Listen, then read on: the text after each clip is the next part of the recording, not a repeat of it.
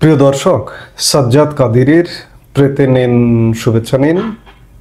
এই মুহূর্তে আপনাদের সামনে কথা বলতে এসেছি এশিয়ার পথে ট্রাম্প, তার আগে কোন দেশের প্রতি ক্ষোভ ঝাড়লেন, এই প্রসঙ্গটা নিয়ে আপনাদের সামনে এই মুহূর্তে কথা বলতে চাই।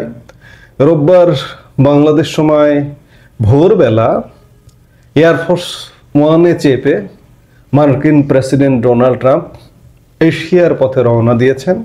তার গন্তব্য মালয়েশিয়ার কুয়ালালামপুর। তিনি আসিয়ান শীর্ষ সম্মেলনের অতিথি হিসেবে যোগদান করবেন। এরপরে তার গন্তব্য জাপান, তারপরে দক্ষিণ কোরিয়া। এই এশিয়ার দীর্ঘ সফর বলা যায়, টানা 3টি দেশ সফর, এবং এখানে অনেক গুরুত্বপূর্ণ বৈঠক, গুরুত্বপূর্ণ সম্মেলনে যোগদান করবেন ডোনাল্ড ট্রাম্প। কিন্তু যোগদান করবার আগে কিংবা মার্কিন যুক্তরাষ্ট্র ছাড়বার আগেই প্রতিবেশী কানাডার উপর তোপ দাগালেন এবং অ্যাকশন নিলেন। এশিয়া সফরের আগে মার্কিন প্রেসিডেন্ট ডোনাল্ড ট্রাম্পের কোপে প্রতিবেশী কানাডা নাস্তানা বোধাবার জোগাড়। এক ধাক্কায় তাদের পণ্যে আরোপিত শুল্কের পরিমাণ 10% বাড়িয়ে দিয়েছেন তিনি। জানিয়েছেন কানাডার একটি বিজ্ঞাপনের কারণে এই পদক্ষেপ। ওই বিজ্ঞাপনে ভুয়া প্রচার চালানো হয়েছে বলে দাবি করেছেন ডোনাল্ড ট্রাম্প। আমি শুরুতেই বললাম যে রবিবার ভোরে মালয়েশিয়ার উদ্দেশ্যে রওনা দিয়েছেন মার্কিন প্রেসিডেন্ট। এশিয়ার দীর্ঘ সফর রয়েছে তার। দক্ষিণ কোরিয়ায় এশীয় প্যাসিফিক ইকোনমিক কোঅপারেশন শীর্ষ আলোচনা চক্রে যোগ দেবেন তিনি। সেখানেই চীনের প্রেসিডেন্ট শি জিনপিং এর সঙ্গে আলাদা করে বৈঠক করতে পারেন। এই সফরে রওনা হওয়ার আগে সামাজিক যোগাযোগ মাধ্যমে কানাডার বিরুদ্ধে ক্ষোভ উগরে দেন ডোনাল্ড ট্রাম্প। তার দাবি, ভুয়া তথ্য প্রচার করা হচ্ছে জেনেও বিজ্ঞাপনটি তুলে নিতে পদক্ষেপ করেনি কানাডা সরকার। কোন বিজ্ঞাপন নিয়ে বিতর্কের জেরে ডোনাল্ড ট্রাম্প এমন পদক্ষেপ নিলেন? সম্প্রতি কানাডায় মার্কিন শুল্কের বিরুদ্ধে একটি বিজ্ঞাপন প্রচারিত হয়েছে। সেখানে প্রাক্তন মার্কিন প্রেসিডেন্ট তথা রক্ষণশীল নেতা রোনাল্ড রেগানের একটি পুরনো ভাষণের কিছু অংশ ব্যবহার করা হয়। অভিযোগ, ইচ্ছাকৃতভাবে প্রাক্তন প্রেসিডেন্টের ভাষণ ভুলভাবে উপস্থাপন করা হয়েছে। Ronald Reagan presidential foundation and ইনস্টিটিউটের তরফেও বিজ্ঞাপনটিকে ভুয়া বলে বলা হচ্ছে। দাবি, এটি তৈরির সময় তাদের অনুমতি নেওয়া হয়নি। প্রসঙ্গত 1987 সালের 25শে এপ্রিল রেডিওতে শুল্কের বিরুদ্ধে 5 মিনিটের একটি ভাষণ দিয়েছিলেন তৎকালীন প্রেসিডেন্ট রোনাল্ড রেগান। মুক্ত ও স্বচ্ছ বাণিজ্যের কথা তিনি বলেছিলেন। প্রাক্তন প্রেসিডেন্টের সেই ভাষণ নতুন করে সম্পাদনার মাধ্যমে বিজ্ঞাপনে ব্যবহার করা হয়েছে। কানাডা সরকার এই বিজ্ঞাপনটি কিনে নেয় এবং অনেক মার্কিন চ্যানেলে তা সম্প্রচার করা হয়।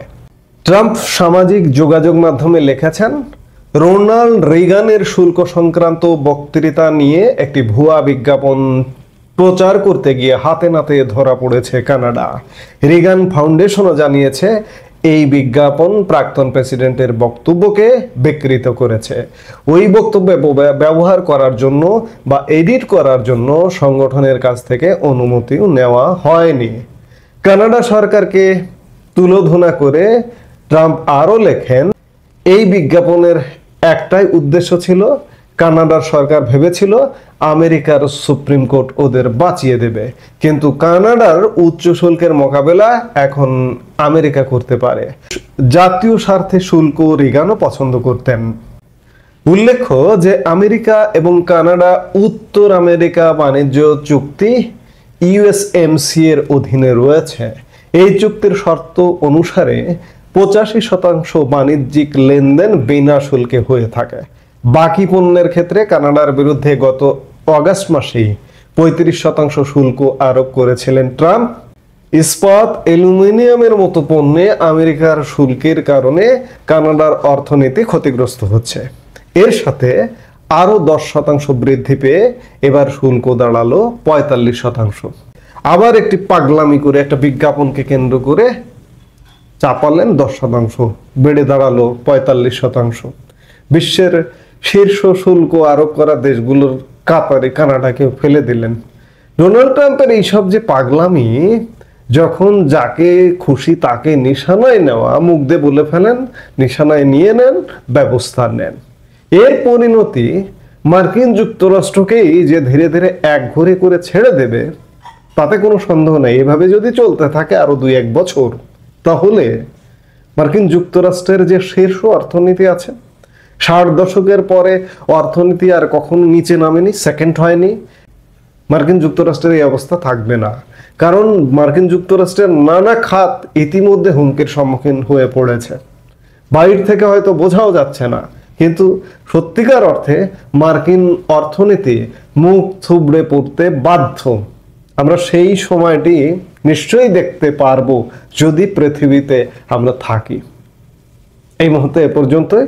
সবাই ভালো থাকুন, সুস্থ থাকুন।